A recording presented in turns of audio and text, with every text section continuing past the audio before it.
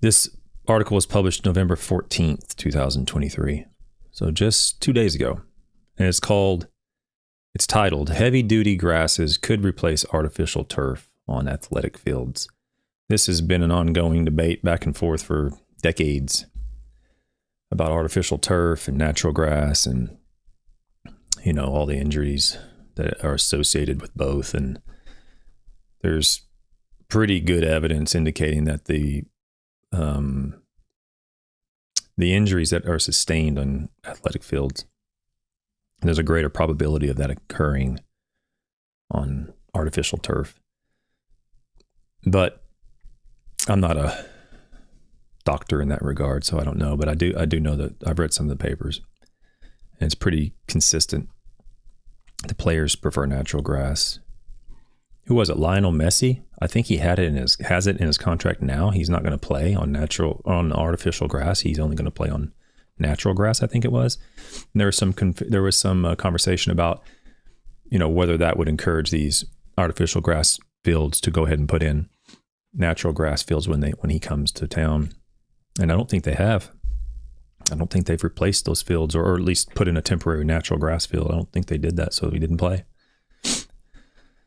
So it's a difficult situation, where you have synthetic grass installers who are really good salesmen. They go in and just sell them all the stuff. We have our baseball field here at UK. The baseball field is artificial grass. Football field's artificial grass. So somebody got in up there, higher administration, and got in their ear and convinced them this was best. And there's a place for artificial grass. But on a baseball field, if you've ever seen a baseball game played on the grass, and I mean, everything's plastic. The infield's plastic. The clay where the runners, the base pass, those are brown plastic. There's no dirt. There's no infield dirt at all where the balls would normally roll or bounce, whatever. So when someone hits a ball, it bounces off that thing just like you'd think. I mean, it's like a trampoline. I don't know how they sold them on that, but man, they get some good salesmen in there to sell them a whole spiel of all the benefits. And there are benefits to it, but good night. It's bizarre watching a baseball game played on plastic. It's really unusual. The way the ball bounces and the way the dynamics of the game itself are strange. You get a type of base hit that might bounce off of the outfield wall. It'll just bounce over that wall and go into a ground rule double, Anyway, the point is that they're doing a lot of good sales pitches selling these artificial grass fields. And like I said, there's a place for it. I'm not knocking that. There is a place for it. But when you have such an overwhelming push for natural grass fields, you often wonder why it hasn't been changed. But I know these facilities have football and baseball and all these are just one event at a stadium. They have events all the time. When I was working down in Miami, the old Joe Robbie Stadium, I don't know what it's called now, Hard Rock Cafe Stadium or something, I don't even know. They would have, football game on it on Saturday or Sunday, depending on what's going on. And then they'd have like a tractor pull on Tuesday or Wednesday, or they'd have a concert on, Friday night, and then a football game on Sunday. So there's so much stuff going on in those stadiums to have one event being football, which is the major, the major attraction in many cases. They may not just change it just for that because there's so many other things going on. I get that. But anyway, I digress. In the case of, let me see who's here today. So Lush is here. Welcome. Striper Man, Gray, Wayne, Western Mass, Harper, UC Davis in Sacramento. We got a wide audience today. Brady 419, good morning. Harper Explorer says FIFA is requiring natural grass in 2025 forward. SoFi Stadium is going to instant grow lights since the field is 220 feet below street level. That's true? The FIFA is going to require natural grass from in the 2025 year and forward? Randy from Bulgaria, welcome. I didn't know that. It's fantastic if that's the case. Like I said, I can show you a very clear example of where where artificial grass is useful. Like, for example, underneath my swing outside, underneath the tree, where I can't get anything to grow, and the kids constantly just wear it down and wear it down and wear it down. Well, put in a little artificial grass strip there. That's a good spot for it. But I don't think when you have billion-dollar industries like NFL and FIFA, and you got multi-million-dollar athletes running around on it, tearing ACLs, and it happens on all grass surfaces. I get that. But the probability is greater on natural grass fields. They're clearly in the evidence that shows that. You would think they would be a little bit more mindful of getting natural grass fields. But anyway, whatever. Anyway, at Washington State, they have an article. It's called "Heavy Duty Grasses Could Replace Artificial Turf on Athletic Fields." And they have a picture here, probably of some grad students and traffic. Oh, they have a traffic simulator here. There's many different ways we measure traffic artificially. This is one of them. If those listening, it's a pull behind tractor drum style traffic simulator where there's tines, little 1-inch tines, and it's a weighted pull behind. I guess it's PTO. It looks like it's on a PTO, and it's not on a PTO. This pneumatic thing just raises and lowers these tires. Hydraulic lift. Anyway, we have to simulate traffic somehow. We can't ask the football team to come over and run up and down a practice on our research plot. So we have to simulate it somehow. And this is one of many different ways that we simulate it. There's probably 10 different instruments that have been developed over the years to replicate traffic damage. Let me read this article. Researchers at Washington State University are stomping, poking, and gouging fields on experimental grasses to find the toughest living turf for future athletic fields. Working at parks and schools around the state, crop scientist Michael Neff and stormwater ecologist Kate Krasuski, sorry, I'm mispronouncing her name, launched a 2-year effort this fall to identify and breed hardy blends of grasses that can stand up to heavy, constant wear. We've got to figure out a way to make real turf resilient enough to deal with the impact that comes with sports, said Neff, professor and head of Washington State's grass breeding program.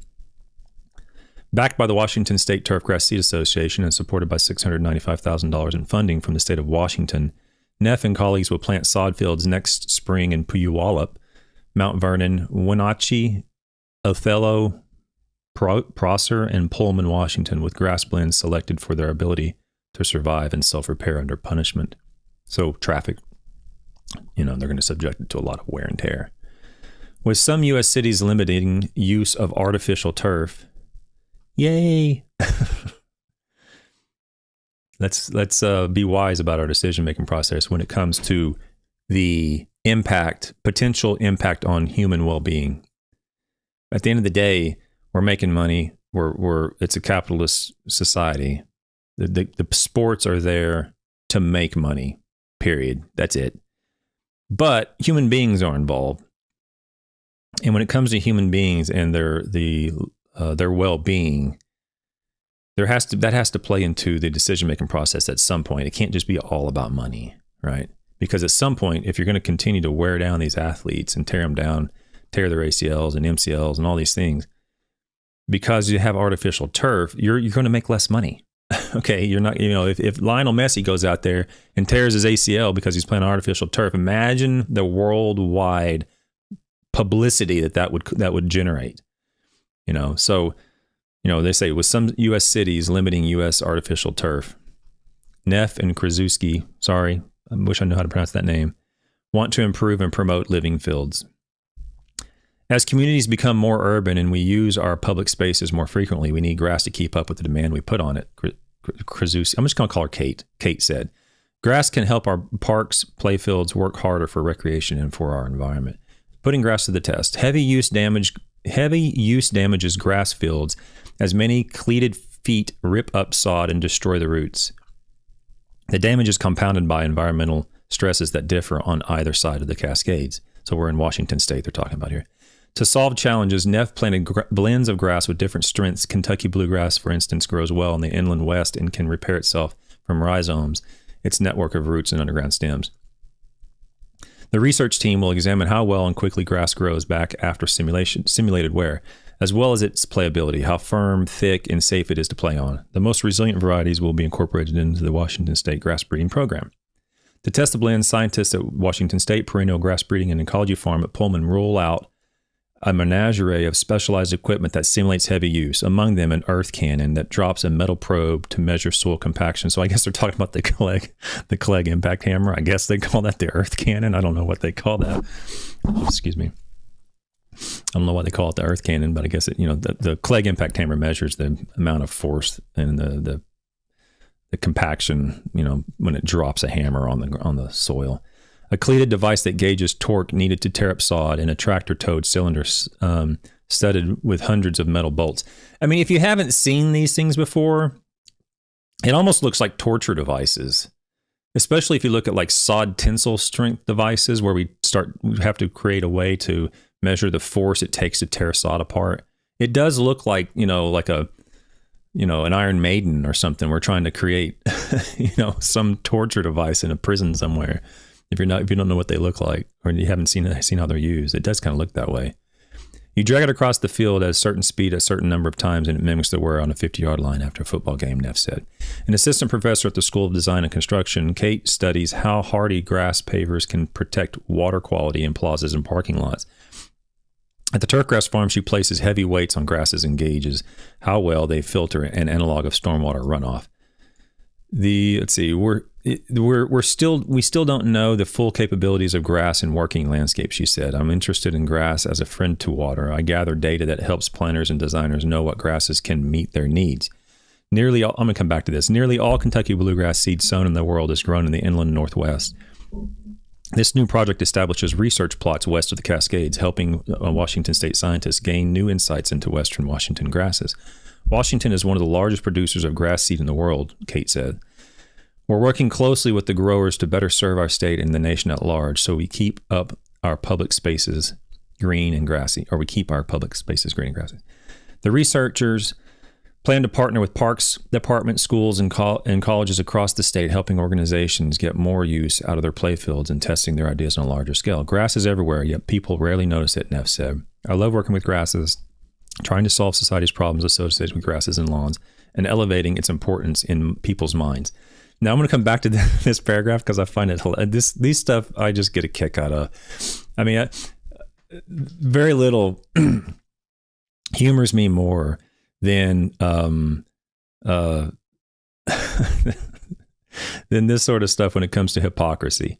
Hypocrisy in the world of environmentalists and in capitalists, it just kills me. I can't go by it without laughing. So we can go back to what she said here. Kate says, at the Turfgrass farm, she places heavy weights on grasses and gauges how well they filter an analog of stormwater runoff. So grass is filtering the runoff. And she says, we still don't know the full capabilities of grass in the working space. I'm interested in grass as a friend to water. Okay. So here, this professor is talking about using grass as a filter for pollutants and runoff, right? And in many locations, I'm used to Florida. So in many locations in Florida, actually, I think in every location of Florida now, when you build something new, parking lots and roadways, you have to build so much square footage or square acres of retention ponds, or not retention ponds, but they're like, they look like a pond, but it's lined with bahia grass usually. The water from the roads and rainwater from just, parking lots and things, that it'll overflow sometimes, and it'll flow into those depressed areas that contain usually bahia grass.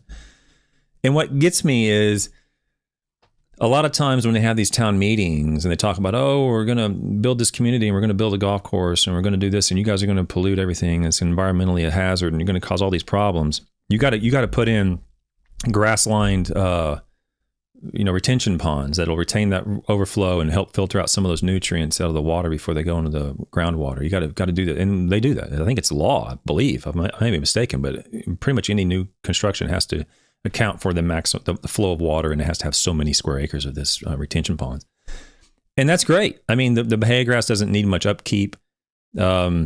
it doesn't, you don't need to apply anything to it in that setting. It's very resilient in terms of its ability to withstand drought and so forth.